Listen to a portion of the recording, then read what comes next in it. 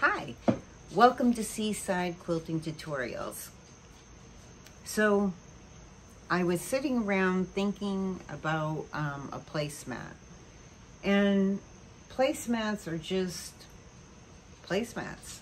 They're really not too hard to make. This one's a little bit larger. I only have 4 place settings for my table, so I like a larger placemat. I like to have plenty of room for the dish to go, for a side salad to go, for a glass to set on here. So I was thinking, how can I make my placemat even more handy? So I've added optional little pockets on each side for your utensils and your napkin.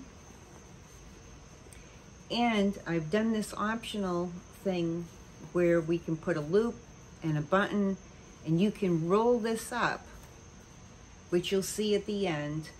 You'll be able to roll this up, use your elastic to go around it. I'll show that at the end. And you'll be able to just put it into a drawer, have your place setting all ready, or if you're a camper or have a camper, I don't, but you might. So there's that, and there's also, you know, like if you're going on a picnic, there's a lot of uses. And so rather than just being a plain placemat, I think this will be pretty useful and handy for a lot of people. And I think it would make a really nice gift to give to someone.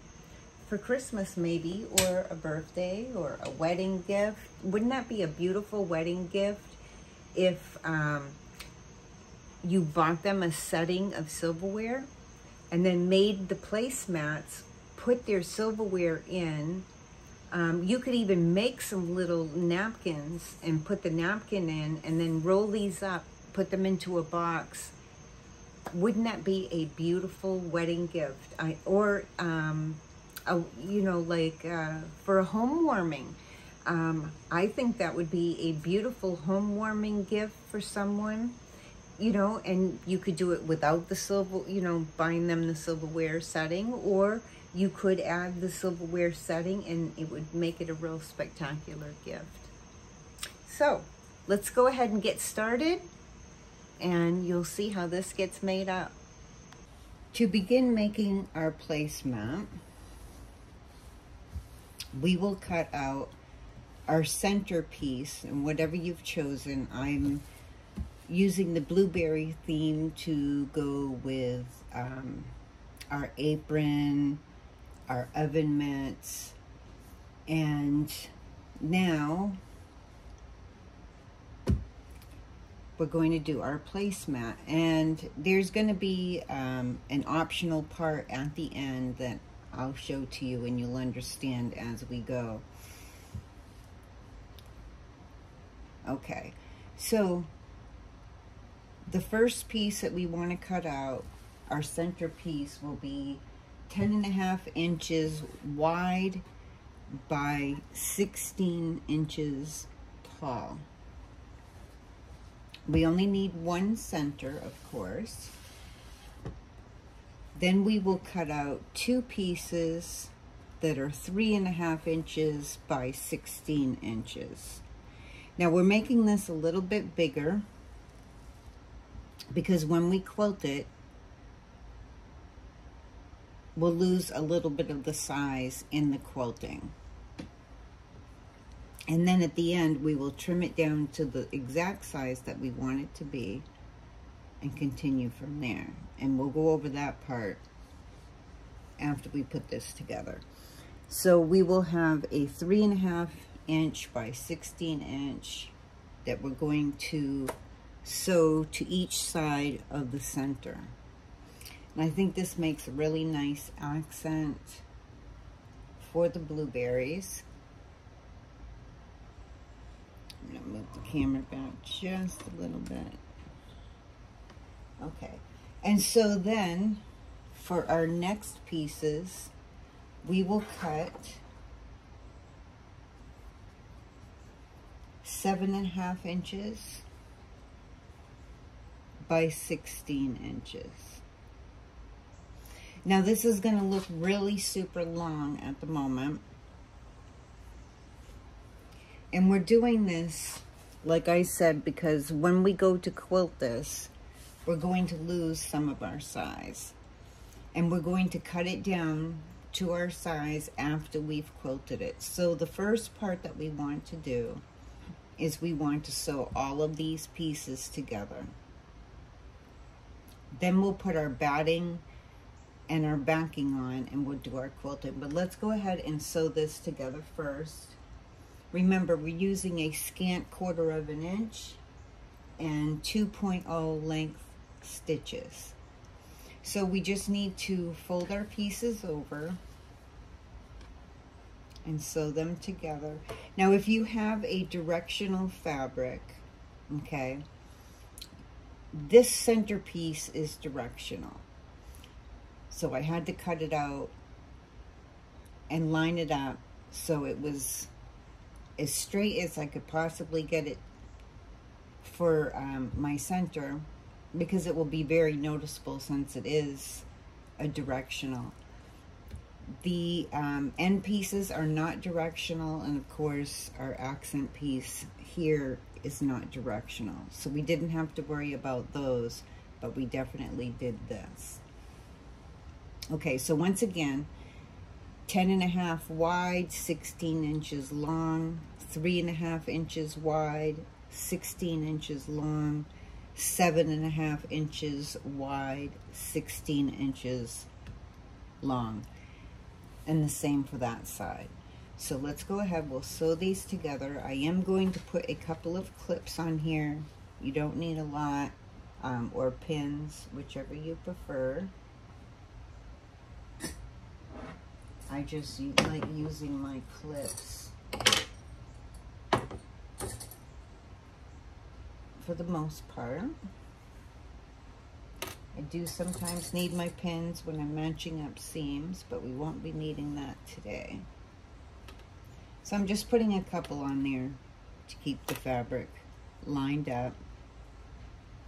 And we'll go ahead and we'll sew our seam a scant 1/4 inch all the way down.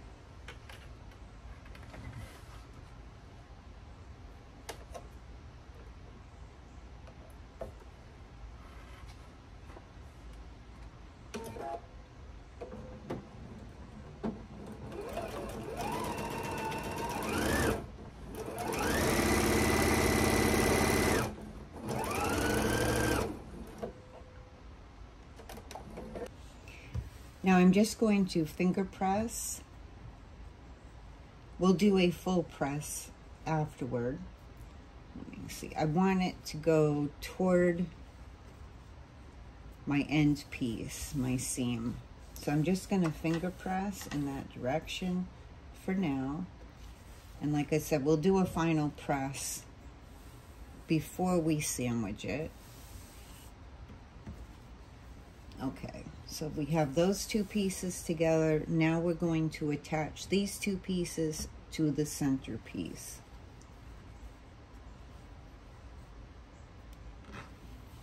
And we'll put a couple clips on here.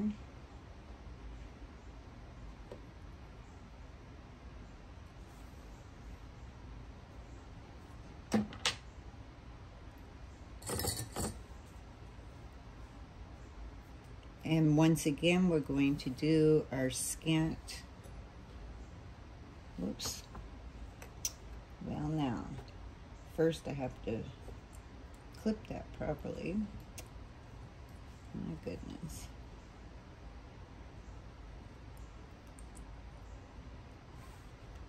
There we go. So keeping your raw edges together, you're going to do your scant 1/4 inch down this side.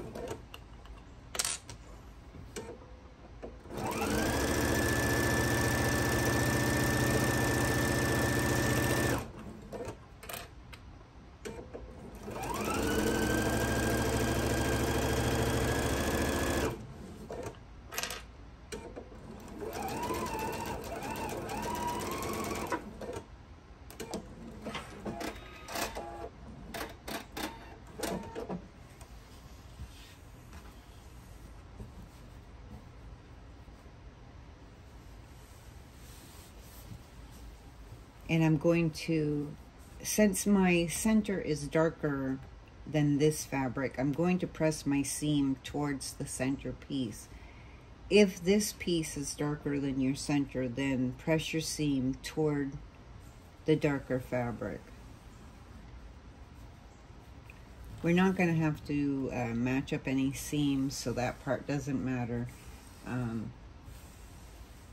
It's just for aesthetics, for my setup. And we are going to have kits available for the placemat.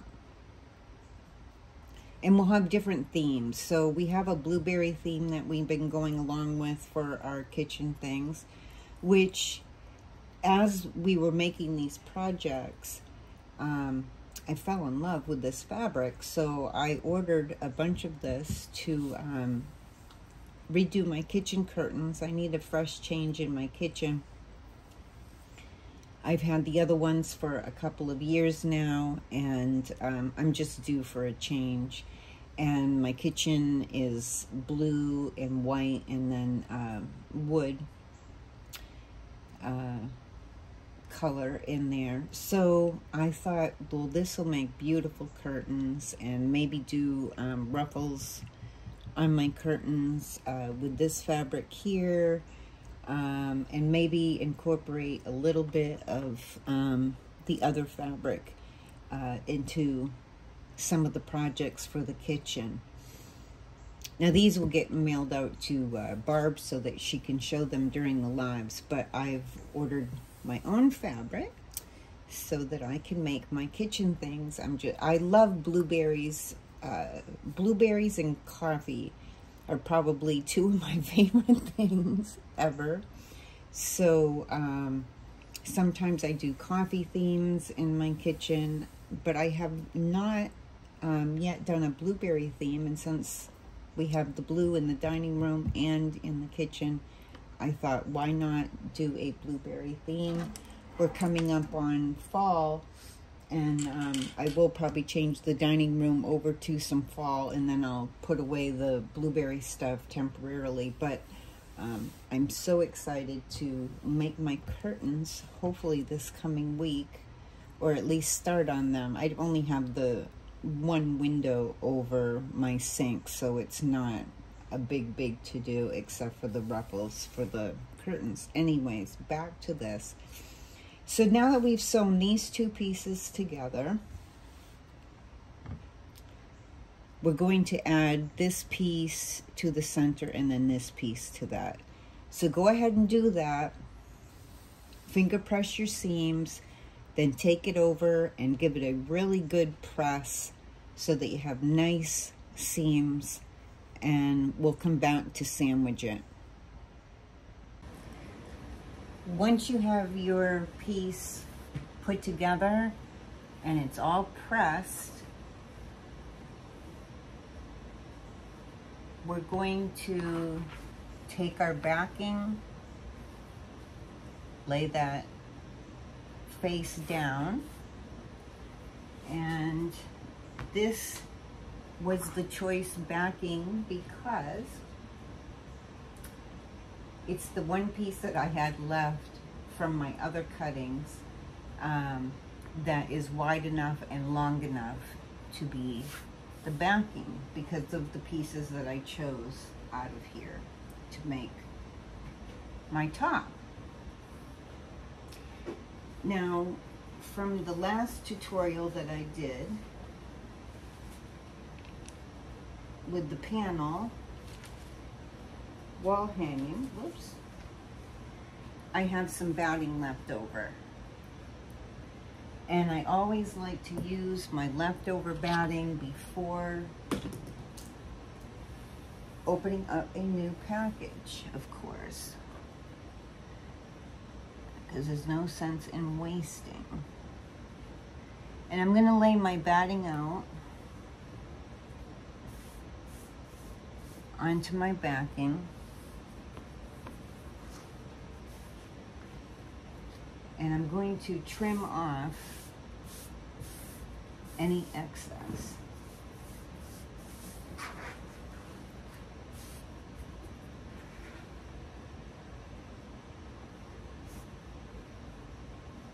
just gonna fold it over until I meet up with my edge. Now don't use your good fabric scissors to cut your batting. That will dull your scissors. So I just use my scrappy scissors.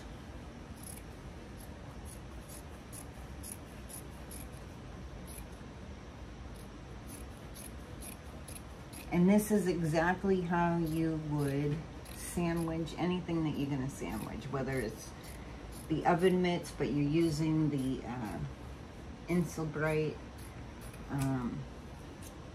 instead of batting. But you could add a layer of batting in between, you know, put your backing, put your Insulbright, then put a batting, and then put your fabric so it's a little double thick.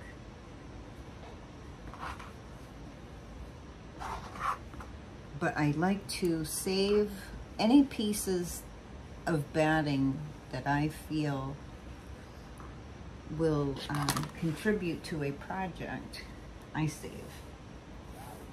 And then I even save the scraps from those because I use them for, I use that for pillow stuffing. I make a lot of my own throw pillows. That way they're stuffed the way I want them to be stuffed, so they're nice and plump and not all flat and icky. Okay. So now we'll flip this back around now that we have the batting all trimmed out. It's all laid out on our backing. It's just a little wider and a little longer than my placemat, which is perfect. That's exactly what I want. It's not going to take a lot. With a quilt, I leave 4 to 6 inches. It depends on how heavy my quilting is going to be on a project. So for this, I'm not going to need a lot because I'm not going to be doing very heavy quilting on here.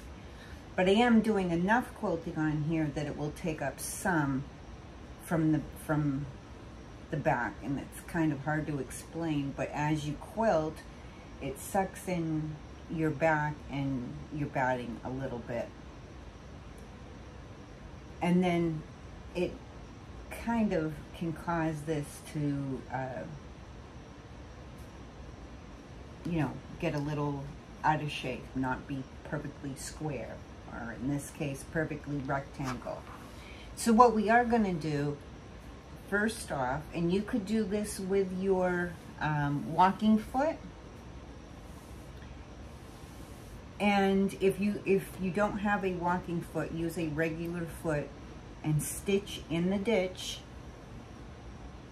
along each of your seams, all 4 seams. That helps baste it and keep it in line. Now remember, whenever you're doing this with strips, you want to go in one direction and then come down the other direction. Otherwise, it causes your fabric to pucker and not look as pretty. Now sometimes it doesn't, but I like to go on the side where I don't take that chance. So just sew down one side, down the other, like that, on both sides of this, on your seams. And that's going to baste your project together. Now I will put some pins in here. I don't need a lot of pins, but I'll be transporting this from here over to my long arm. Now some of you I know don't do long arming. Don't fear, that's not a problem. Let me do the pinning here, and then we'll talk about alternative ways to quilt this. And like I said, I don't need a lot of pins. I just need enough pins to transport my project around. So I'm just putting 3 down the center, 3 on each of these, and then I'll put 3 on each of the ends. I just want my pieces to stay lined up when I pick it up and move it around. Sometimes I don't even pin a project this small because I can easily pick it up and take it over to my long arm. But if I know the project is going to sit for a little bit, I make sure that I pin it and transport it, and I make sure it's a small project like this isn't even on my long arm table, because my cat does not like to lay on pins, but she sure enough loves to lay on anything that she knows I'm quilting. And she will pull my pins out and she will put them into this neat little pile over to the side, and she makes an area that she can lay down and not get poked. She's a funny little cat. I love these little magnetic bowls. These are wonderful. I love it. My pins stay in there. I can even stick this on the side of my light over here. It will stay right on my pole. My pins don't drop out. I've got all kinds of areas in my room that are magnetic that I can set that on and it stays in place. And I just have to keep them up away from the kitty because she does like to sometimes take pins and throw them on the floor. I think she's trying to bait the puppy. I don't know. So I have to keep an eye on the pins. Okay, so we have this all based. We're going to pretend that we have this all basted now, where we've done our seams, stitching in the ditch. Okay? So now, I'm going to do this on my long arm. I'm not positive yet exactly what I'm going to long arm it. I'll figure that out when I get over to the machine. I have a sit down, so I had started out learning on my domestic, and then I started learning more and more, and eventually bought my long arm. And since I had learned on a domestic, it was very easy to flow over to a long arm. In fact, you can take your sewing machine, if you're learning to long arm, and if you have the space, you can turn your sewing machine in this direction, which is a direction that a long arm is coming at you, and you can do your free motion that way. Some people do that. I just left my sewing machine in the direction that it goes in. Anyhow, if you're not long arming this, and if you are using a long arm, you could just do a meander. You could do some ruler work and make lattice on here, do some straight lines maybe in here, and maybe more lattice on the edges. And you can do the same thing except for the meander. Although some people have done meander with their walking foot, I would practice on some scraps if you're wanting to attempt that. I've seen many people do it, and they do a wonderful job, but practice ahead of time if you're going to do that. However, if you do not have a long arm, do your basting first, stitching in the ditch in your seams, okay? Then you can either do just diagonal lines and maybe straight lines across in here, and then diagonal lines maybe on the edges. Or what I think would look really, really pretty is if you did lattice. So you do your line, you crisscross lines going diagonal this way, then you go diagonal the opposite way. And I would take my ruler, and for this piece I would use chalk, because white chalk will show up really well. And I would just set this, you just start out anywhere on the diagonal, draw your line, and then from there you can flip your ruler and say do a line every half an inch or every inch. Every inch would be a perfect lattice look for this. So you would just line up your line to the 1 inch, do your next line, again, do your next line, and then go in the opposite direction. Then I would do my straight lines and just draw them out. Same thing, just do your first line, then, you know, decide, do you want them a ½ an inch apart, an inch apart, however you want them. You could do them every 2 inches apart, but draw them out with your chalk. And then on this side, I would do just diagonal lines. So you'd have your lattice in the center, your straight lines going this way, or you could do long straight lines and just have maybe 2 lines in between your seams, and then do your diagonal on the ends. And I think that would be very, very pretty. It would be very simple to do. I just would mark it out ahead of time. It just makes it easier when you're stitching it out with your walking foot. Now, once again, just like I told you on the seams, you want to go in one direction up and then the next direction down. That's the same exact thing if you're doing straight lines on anything that you're quilting.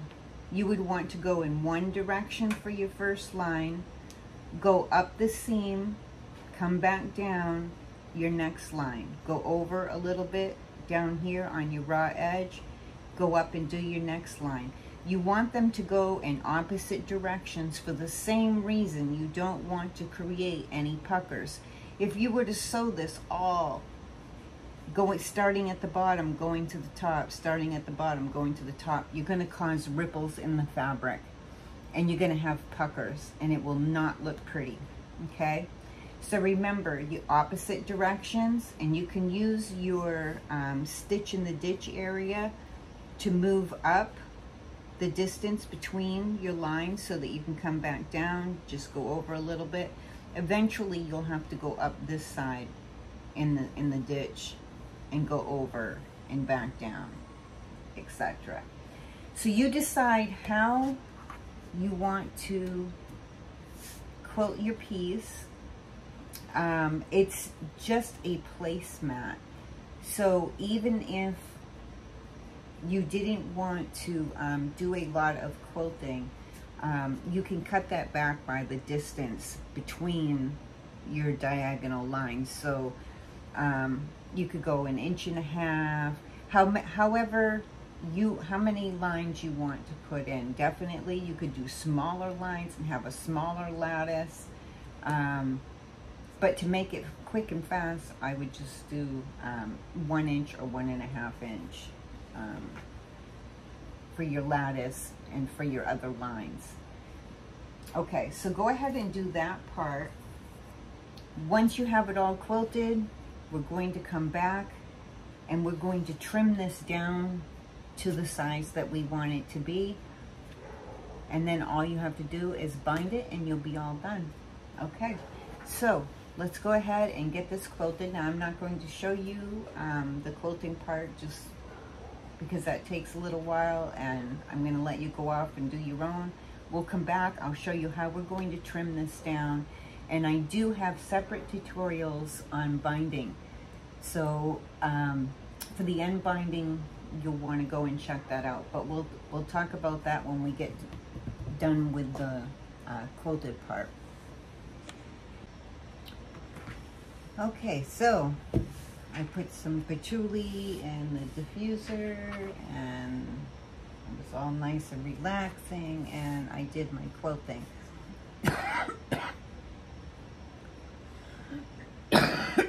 Excuse me. So I was planning on doing a little heavier quilting. That's why I've made it wider. But I have so many projects in my head, so many tutorials to do. I decided to just do meander on the darker pieces, and I left this so it's going to be a little puffy.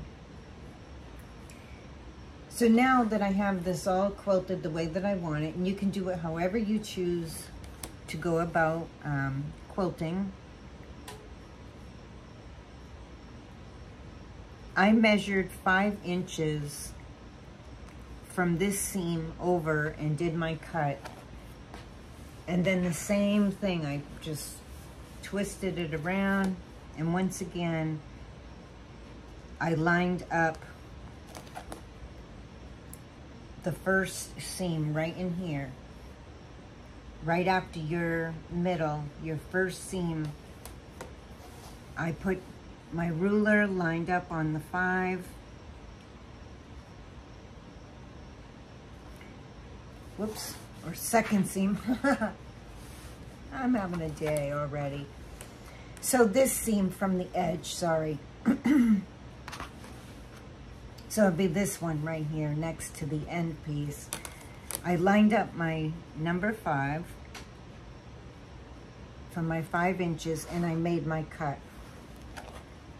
Now you can, we're going to evaluate how wide do you want your placemat. Now I only have 4 settings.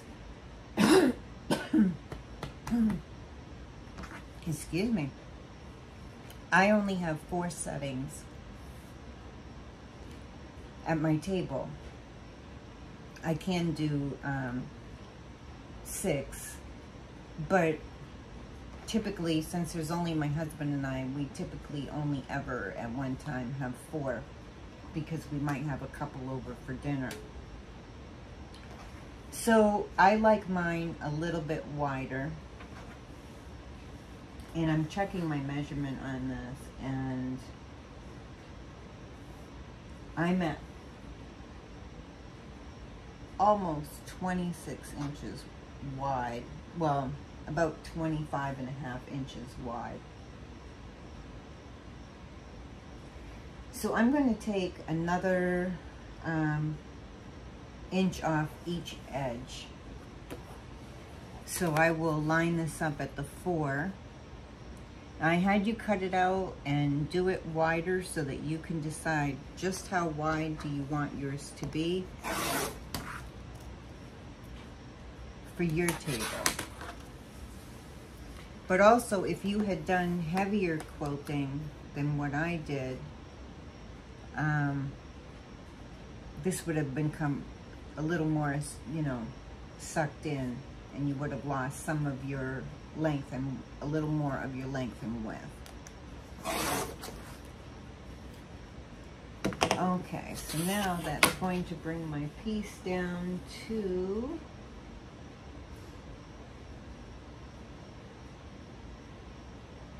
almost about 23 3/4 or something like that. And I could trim it off so that it's an exact number. I'm not worried about all that. And as I was saying, you know, with the quilting, it kind of changed your measurements just a little bit of what it originally would have been. So now that I have a straight line, I am going to find the center of my piece.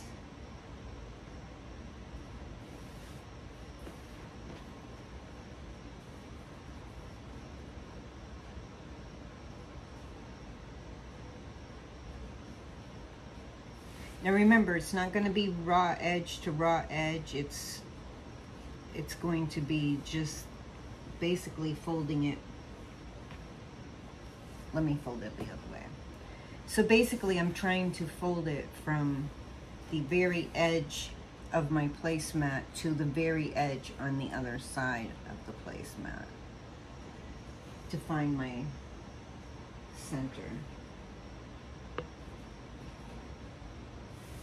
And then just fold it in half, and you'll be able to tell from your raw edges on the side if it's nice and straight.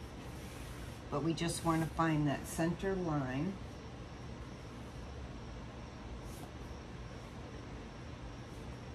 Let me see. And I'm going to want to be, let's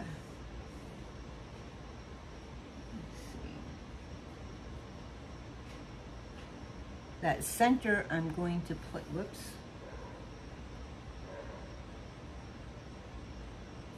Place right about here, so it's on, the center is on the 7 inches.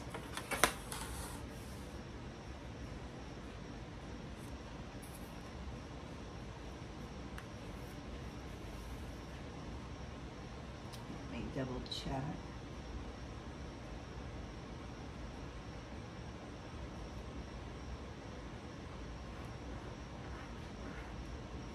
Okay, that will be perfect. So I'm taking approximately an inch off the top.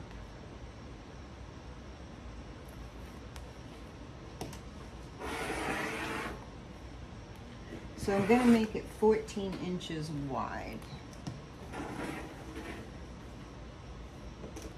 So my length was around 23 3/4. It didn't need to be 100% exact.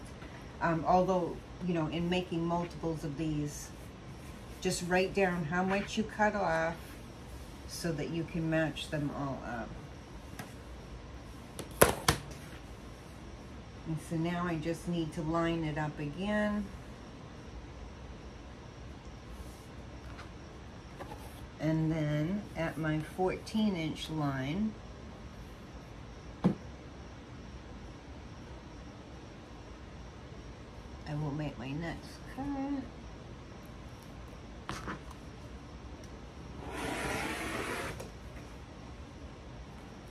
And then my piece is all squared up. So for me, this is a nice size. I like it. It gives me, you know, plenty of room for the plate in the center. I can set either a small bowl up in the corner or a cup up in the corner, or even a small bowl up in this corner and a small cup in that corner. For me, that's exactly what I'm looking for. So now we're going to make side pockets to slip our silverware into, and on one side you'll be able to slip in your napkin and your small fork and your large fork, and then on the other side you'll have enough room for your tablespoon and your knife to slide in. Okay? Now you may not use that much silverware each time you eat or whatever, but it gives you plenty of room to get your items in. So I'm going to measure what I have left on my side. So that's 4 inches. I'm just double checking that I have my 4 inches on each side. Perfect.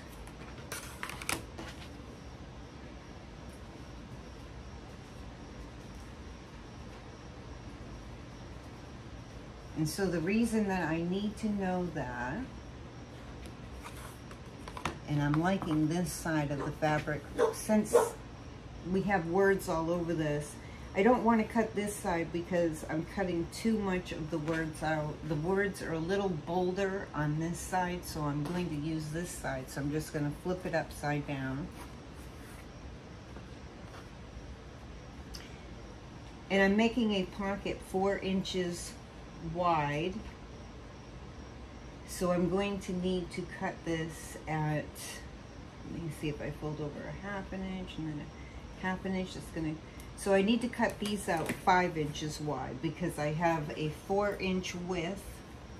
I'm going to cut these out at 5 inches.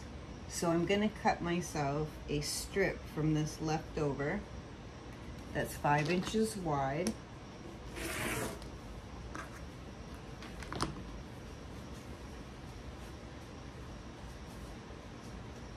And I just need to write myself a little note so I don't forget that's what I cut.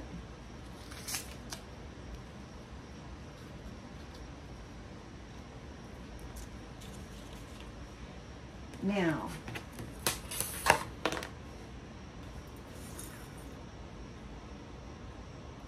the knife in the tablespoon are going to be taller, of course, sliding in. But you do want your tablespoon to be able to show. So I grabbed some silverware just so that I can see the height. And we're going to be making a little pocket over on this side. And I don't have matchy-matchy silverware. But I just wanted to see how this would look for my pockets. Like, how high do I need my pockets to be? Now we're going to be folding it down 1/2 inch and then another 1/2 inch from the top, and we're going to be doing that on the sides, and you'll see that as we go to do it. So I'm going to want it so that my tablespoon sticks out. So I'm thinking, you know, right about there.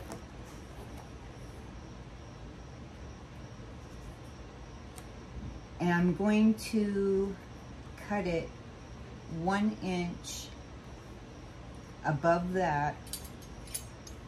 So I'm going to need this piece to be 6 inches tall.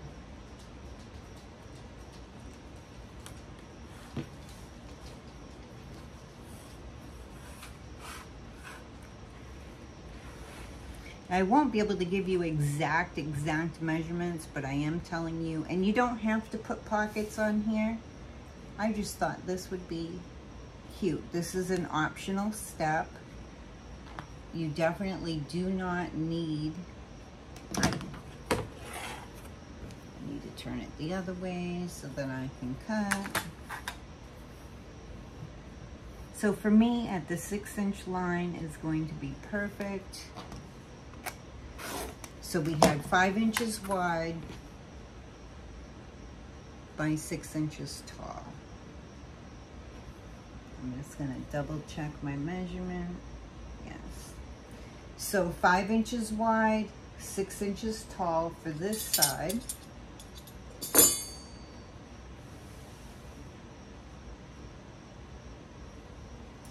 And then let's see.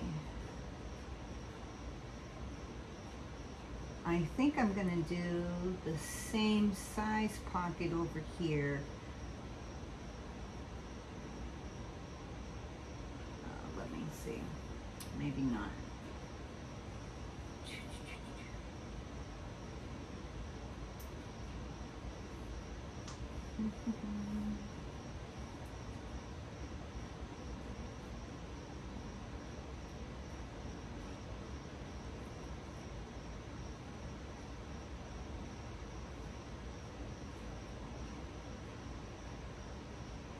And for this side, I'm gonna do 5 by 5. So 5 inches wide and 5 inches tall.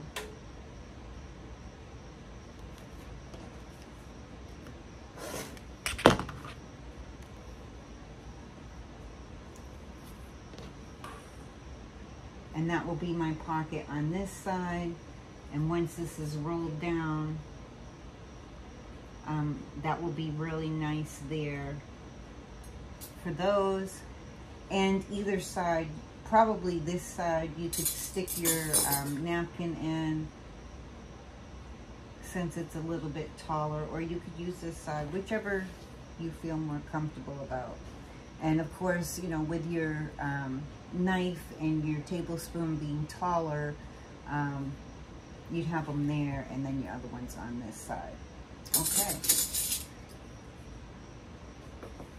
So now we've measured with our silverware how tall we want them to be. Let's go back over to the sewing machine, and we will put these little pockets on. It's really quick and simple, won't take any time at all. And then once we put our pockets on, you'll just do your binding around, and there'll be one more optional step after that. So now we're going to set up our little pockets. And I'm doing the pocket that's going on the left side. On the right side, I'm going to make a mark. I'm going to do it on the wrong side of it. I'm going to do a mark 1/2 inch from the edge.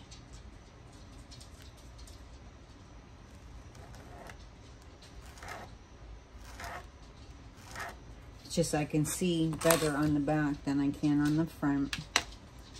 And I'm just going to fold it on that line. Now you could also use your seam guide.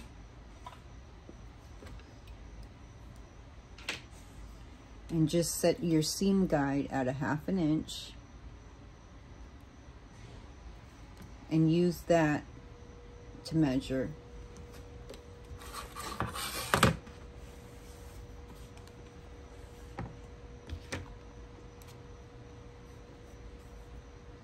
So we're going to fold it over and we're going to press it.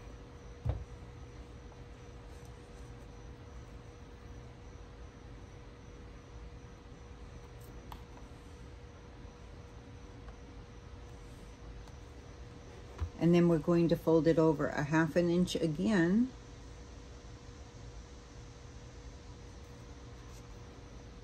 And give it a good press.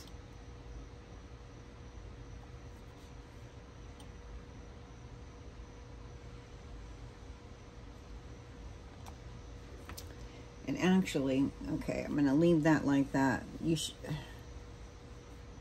having one of those days. Fold over your top first. I'm gonna backtrack. Fold over your top first, 1/2 inch down.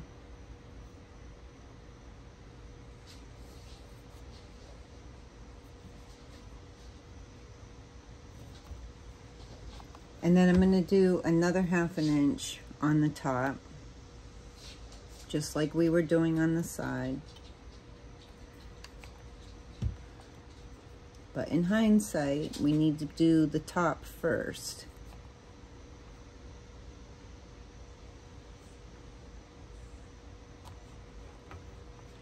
And then I'm going to stitch about 1/4 inch down along that top. So get that out of the way. So we're going to stitch 1/4 inch from the top along right here to keep that fold in place. Now remember, if you're using directional fabric, make sure that you have it going in the right direction so you know where your top is.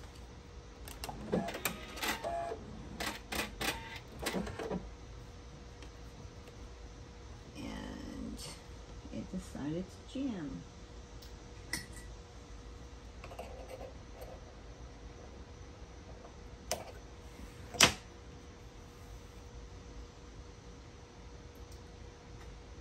So I'm going to use a leader piece. Oh. And it came unthreaded, of course.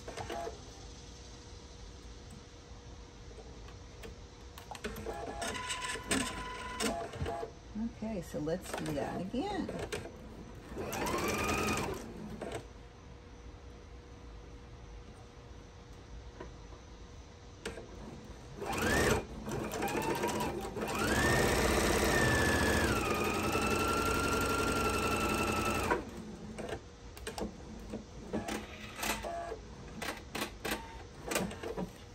So then once again, we're going to take the side, which will be the right side for the left side. So this is the pocket that's going on the left side of your placemat. So we're going to fold over the right side 1/2 inch and press it. And I already have my fold lines. Imagine that. And then I'm going to fold it over 1/2 inch again.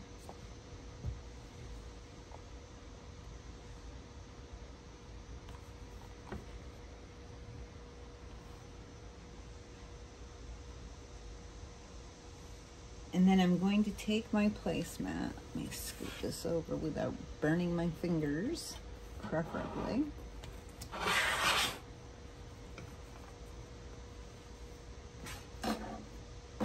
And before I stitch this down, I'm going to lay this on here right into the corner.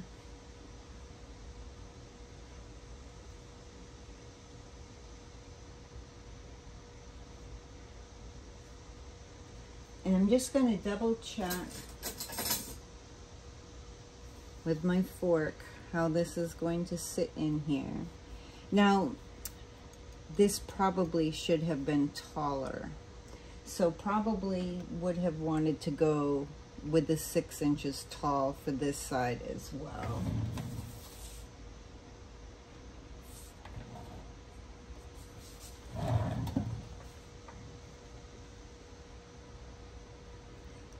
I'm kind of figuring out my pattern as I go a little bit, and some of it is, you know, measuring and figuring out. So before we stitch this side down, I'm actually going to take this side out.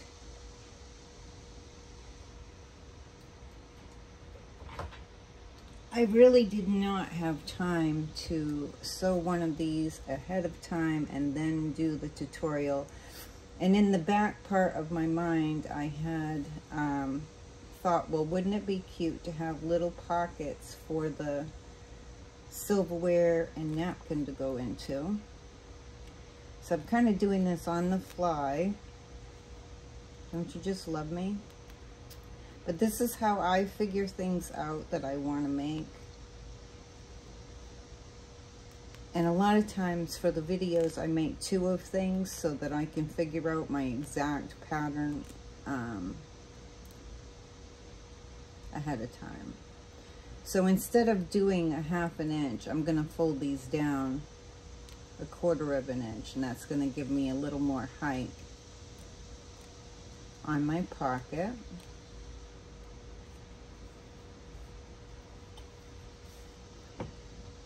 So I'm just going to take that excess thread off. That's what the seam ripper's for, though. And we live and learn as we go. So I'm going to press that so that my folds come out of it. And I'm going to instead set my seam guide at 1/4 inch, and I will fold it down just 1/4 inch and give it a good press.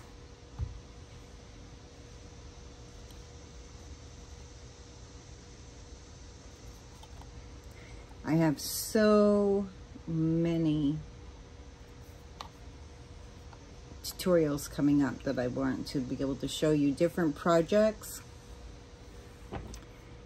and therefore it's scrimping my time a little bit to make doubles of things and make some things ahead of time. And usually I have an exact pattern, but for my placemat I didn't, and you'll see why. Well, for one, I couldn't find a pattern for what I wanted to do, so I'm figuring my own pattern out. All right, so let's move some of this stuff out of my way. So I'm going to do a scant 1/4 inch, since I folded that at 1/4 inch and then folded it again at 1/4 inch. So one time and then the second time, that way our raw edge is up in there. And I'm going to stitch a scant 1/4 inch to make a nice seam on the top. Same as I double check my fold.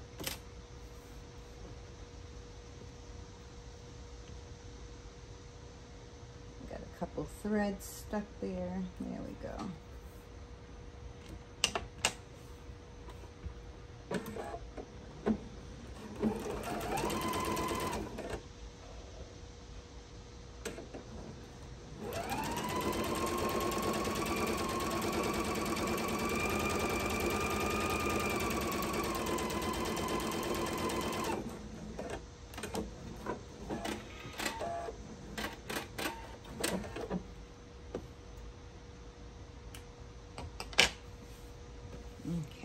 So now that will be taller. And let me just double check my width here, that everything is going to line up the way that I want it. So I'm going to do 1/4 of an inch on the sides instead of the 1/2 inch, because I want to make sure that this is going to fit, and I don't want to have to do this one twice like I did the top. So I'm going to do 1/4 of an inch fold instead of the 1/2 inch, just to make my pocket a little bit wider so that it's going to fit where I need it to go.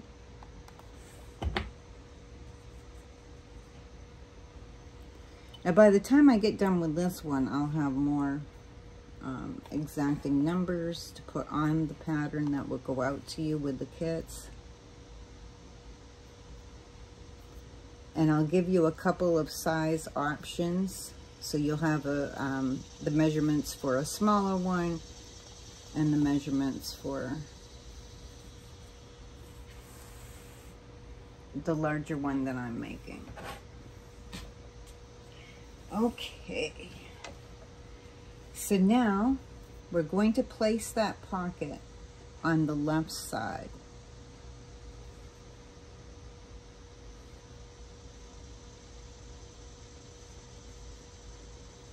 And I'm going to line up my fold with my seam.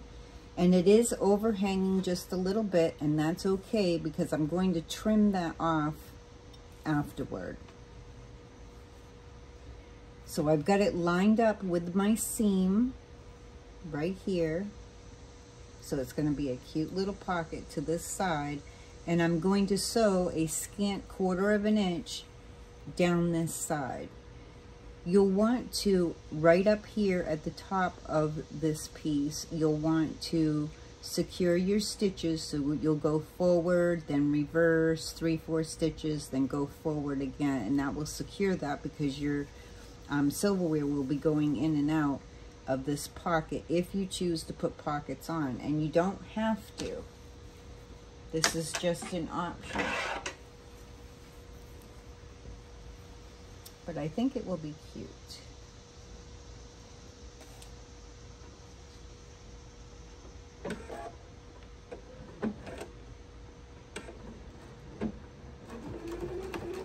So sew forward about 5-6 stitches, reverse about 3-4 stitches, and then sew straight all the way to the bottom. And my thread decided to break. It's just going to be one of those days. It never fails. If it knows I'm going to be doing something online, it's going to somehow give me a problem and be difficult. It never fails. I've gotten used to it now. I just expect it and go with it.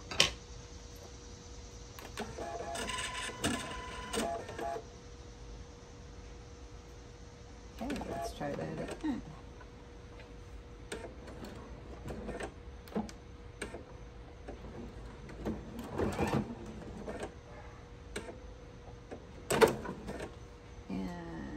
It's a little thick right in there, so I'm just going to go a little bit slow, and it broke my thread again. Okay, it's, yep.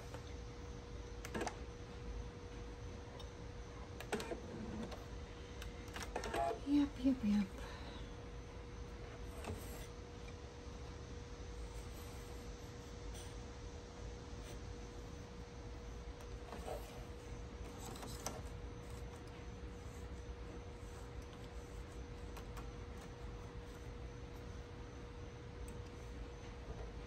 Okay. Sooner or later, it has to let me win.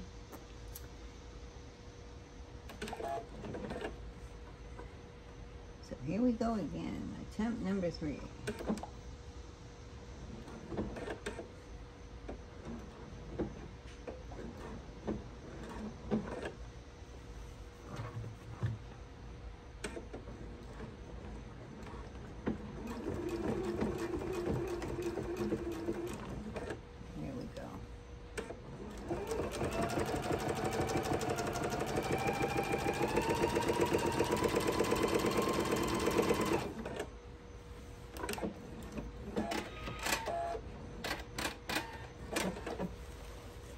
So we have our pocket all stitched down right on this side.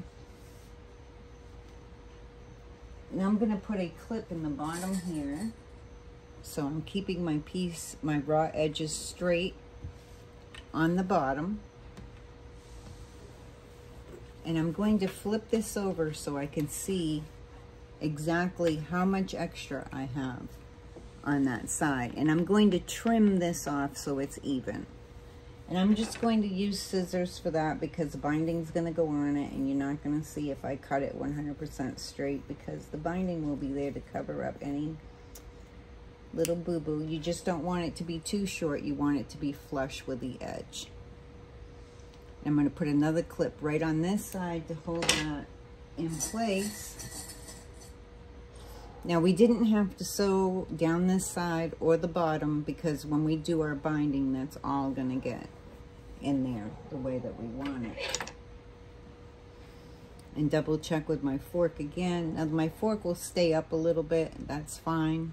My positioning for me is fine because when I put my spoon in, my spoon will be sitting right about where I want it in my smaller fork. So that's perfect for me. Now that I readjusted that.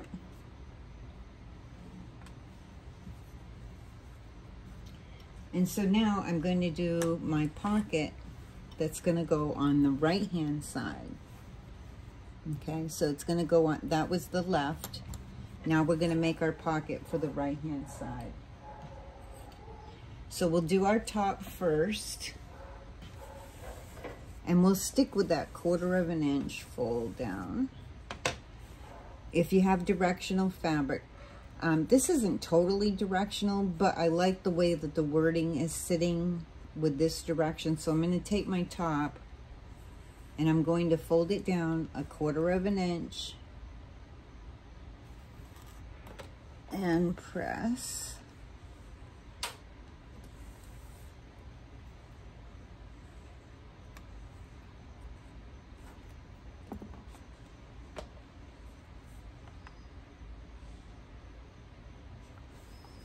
And then I will do 1/4 of an inch again. Oops.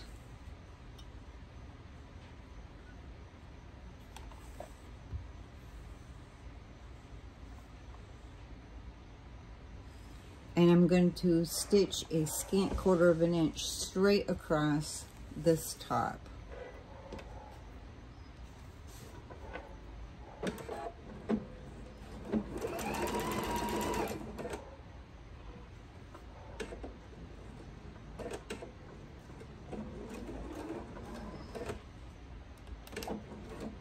Okay, I'm going to take just a moment and check this because even this is jamming a little bit. So the possibility of when I jammed the first time of there being something stuck under there does exist. That's causing a problem. Yes, I have some little threads stuck right here. And they're causing things to jam. So now that I got those little threads out, we should be sewing so much better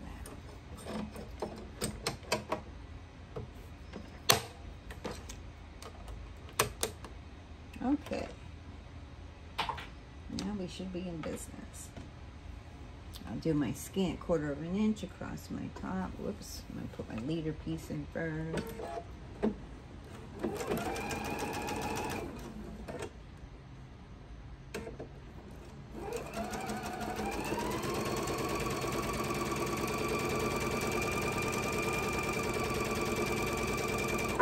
Hopefully we won't have any more little jams.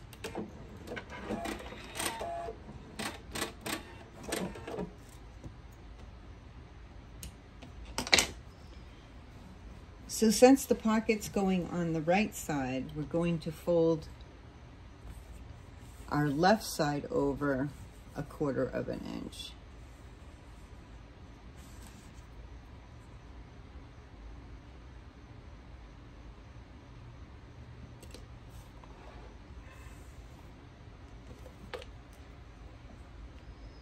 And give that a good press.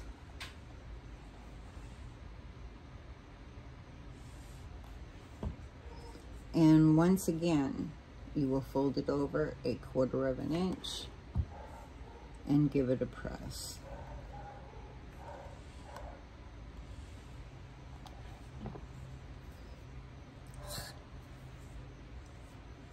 Okay, and we can move that stuff out of the way for now.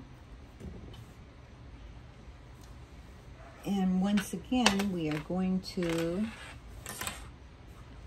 line this up. We want our fold to be right up to the edge of our fold, to be right up to the seam. And we want this bottom, we want the raw edges on the bottom to be lined up straight.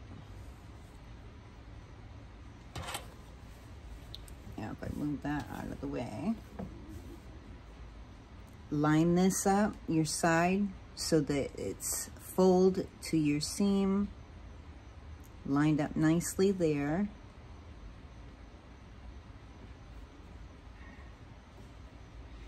And you want your raw edges to be lined up on the bottom, and I'm going to put a clip to keep that in place. And we're going to stitch on this side now a scant 1/4 of an inch going down through to keep this side down. Don't worry about your edge, we will trim that afterward.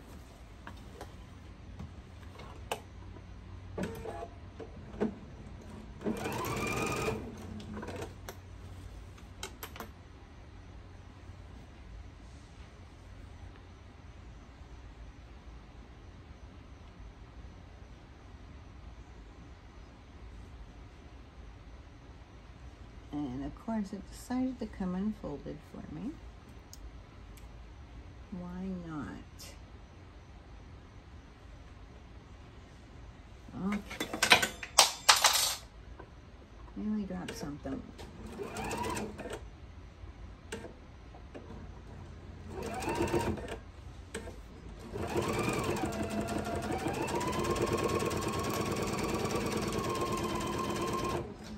And when I get to the top, I'm going to once again secure my stitches.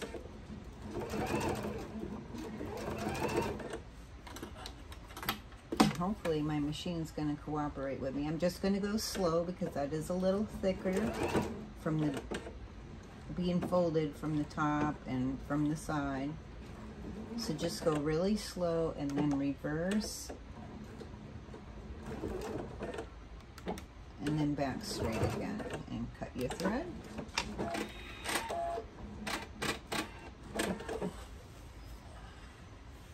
Okay.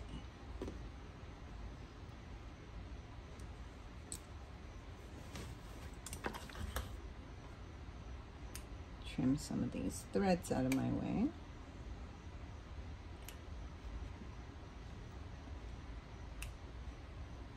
There we go. So once again, I have that little bit of excess on this side.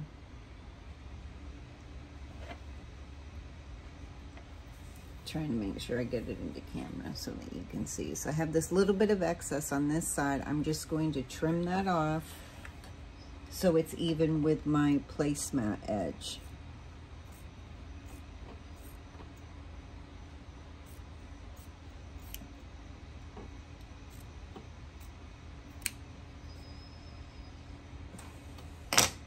There we go. And I'm going to put a clip on that side to keep that in place.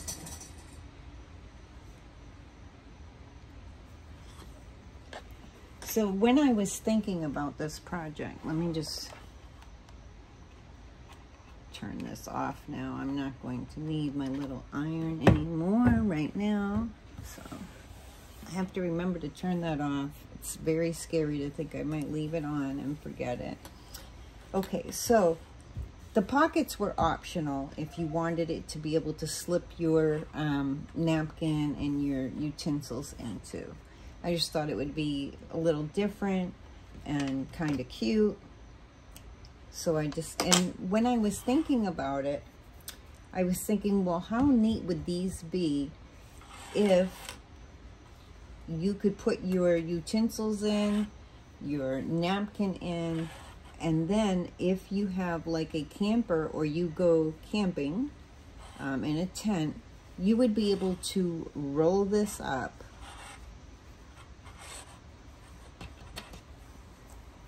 and put it in your picnic basket or whatever you're using to travel with, and you'd have all your silverware in there, and you would have your napkin in there, and then when you got to your place, wherever you're going, and get ready to eat, you could just unroll it. So in order to do that, optionally, you would take a piece of elastic, and you'll want to have a loop that you'd be able to, you want to be able to, I'm going to make the loop just a little bit bigger. And it's not going to need to go up here. I was just stretching it to see. So basically your loop will need to be able to go around. So you need it long enough of a loop so that with your silverware in, it would be able to go around your silverware and your placemat and come around, and you would have a button right here. So this will be pretty much the optimal size that I need. So trim that. So I have it long enough that if I have this folded up and I have my silverware and my napkin in their little pocket, I would take this and just double check to make sure that my loop, if I'm holding it, the elastic can go around and come back. When I'm done binding, I will sew a button right here. So when this comes around, it will go over the button and it will hold this rolled up. And I'll do it from this side so you can see. So it will be stitched here into the binding and be able to pull around and come back and go over a button. And with a button there, that will hold this in place so it stays rolled up, and you can easily travel it around. Then when you're all, you know, when you get where you want to go, you just unroll it and you have your utensils and your napkin and your placemat all ready to go. So this would be a nice travel item. It's a nice time of the year when we go on fall rides, go on hikes and so forth. And I just thought, well, or go off in our campers. I don't have one, but some of you do. Some of my friends go camping. Now that we're getting a little bit cooler temperatures. So if you want to do the option with the button, now we didn't sew on the side or the bottom of our pockets. That's going to get done when we do our binding. So we're going to want this to get sewn into our binding. And you're going to start when you do your binding. Now, if you don't know how to do binding, just watch my binding tutorial. I've got some threads here that I need to clip. And I just lost my scissors. There they are. I can fix this up after. This is that little spot where it jammed on me, and I just got to get those extra threads out.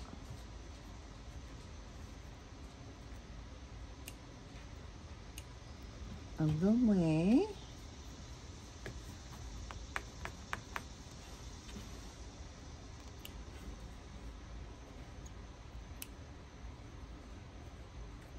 There we go.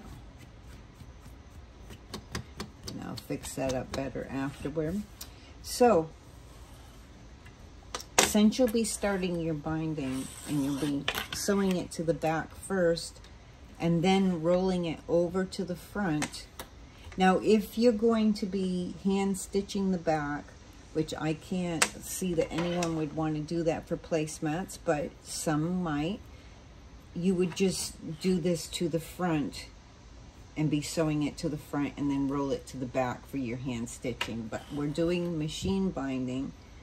So I'm just going to pin this sort of in the center.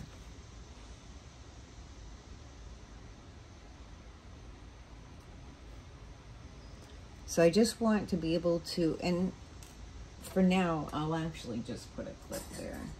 I'm not going to make any more of a struggle for myself than I need. So I'm just going to clip that in place. Now when I go around and I stitch my binding on, which this is not my binding, but it will give you the idea. When I go by, I'm just going to lay my binding down. Of course, my clip won't be there. And I'm going to stitch straight across, okay? And that will leave my loop right in there. Then when I flip this around, my loop will still be there. And when I'm all done binding, I'm going to sew a button here. That way, when this goes around the tube, it will come back and it can loop over that button, okay? So go ahead, do your binding, whatever you've chosen to do for your binding, go ahead and do that. And then we'll come back and we'll take a look at the project all completed. And you'll sew your, once you have your binding on, sew your button so it's just a little bit past your binding right here.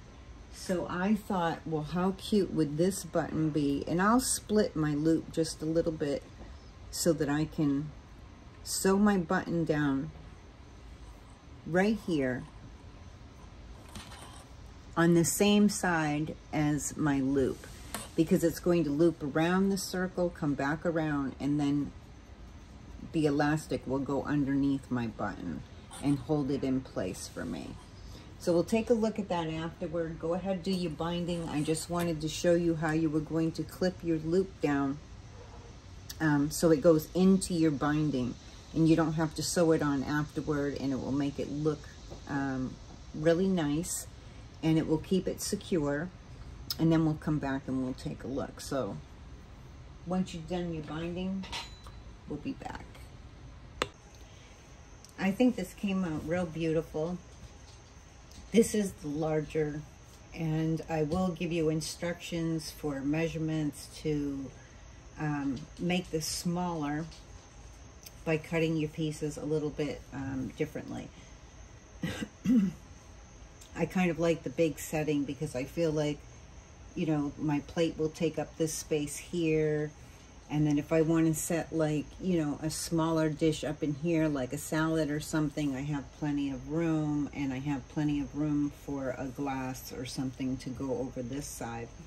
So for me, I really like this. We only have a 4-place setting for our table, so these will work out beautifully. And you may still want this option with your loop of elastic and your button sewn right here. I didn't have a napkin at the moment. I am out of napkins, so that went on my grocery list. But you could fold your napkin in half and stuff that in here. And a lot of people, like I was saying, don't have their placemats out all the time. Some people do. Some people prefer not to. But if you're one of those people that prefers not to, and you need to put these away somewhere, what better way to then, you know, put your silverware in? Then you can just roll this up. And this is great, like I was saying, for a camper, or for you, even for your dining room, for you know, like if you're gonna go on a picnic. A lot of times when you get to a picnic area, even if you're lucky enough to find a picnic table, sometimes they're not very clean, so you have this right with you. Then you can take your elastic and just bring it around and loop it over your button. Then it's all done up. Easy to set into a drawer, out of the way. When it comes mealtime, you just take your elastic off, unroll it, and the place settings are all ready. quick and easy, especially if you're someone that's on the go and you just want things to be easy and ready. I think this is going to be fantastic for people. This is going to go out to Barb. I'm going to make ones for my own table. I have like a basket. I have, my table has these like shelves underneath the table built in. And I have like one shelf that has a basket. So I'm thinking these rolled up, I can put them into the basket and we can just pull them out when we're ready to eat. Easy to wash, easy to care for. I'm really liking this design. I just came up, I've never even seen a pattern with it. I'm sure there's one out there. I just happened to be thinking about it the other day, how I could make the placemat a little more useful than just a plain placemat. However, if you just want to make the placemat and you don't want to put the pockets on, that's optional. You don't have to make the little pockets. You don't have to have it so it rolls up. You could just make your placemat.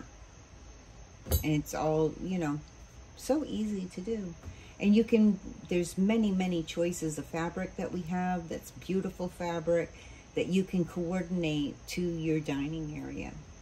Alrighty, so that's it for this time. So until next time, I wish you happy sewing.